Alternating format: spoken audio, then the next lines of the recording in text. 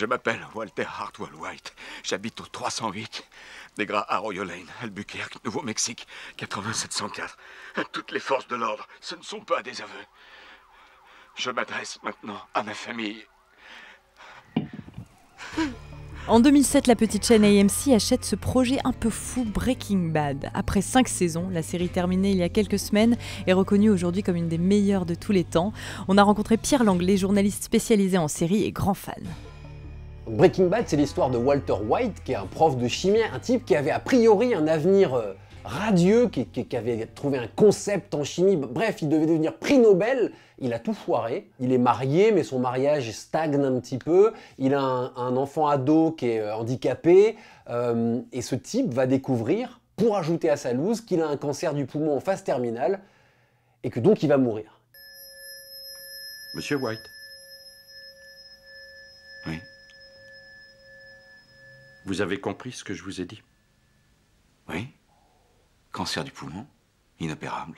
Et il n'a pas d'argent pour payer son traitement et pour s'assurer que sa famille, une fois qu'il sera mort, pourra continuer de vivre confortablement. Il va se dire, bon bah voilà, je vais faire de la drogue, moi qui suis chimiste, je vais faire de la méthamphétamine qui est la pire des drogues, et je vais la faire bien mieux que tous ces types qui sont dans la rue là et qui sont des junkies, qui font pas de la bonne drogue.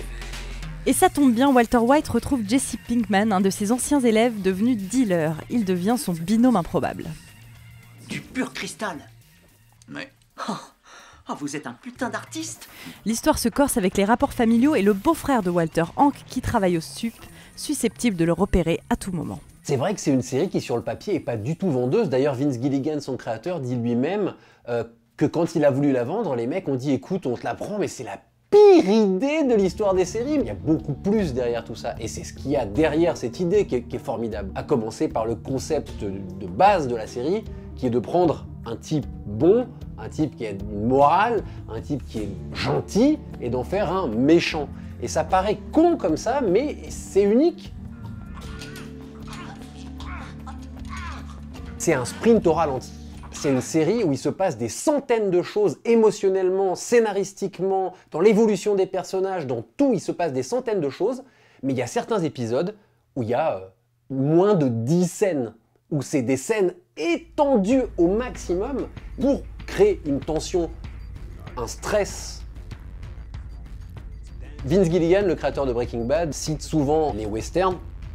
Il était une fois dans l'Ouest notamment. La couleur a été énormément travaillée sur Breaking Bad, qui est une série qui est, par son décor essentiellement rouge et jaune, enfin dans des teintes qui sont celles du désert évidemment. Chaque personnage a son propre code couleur, etc.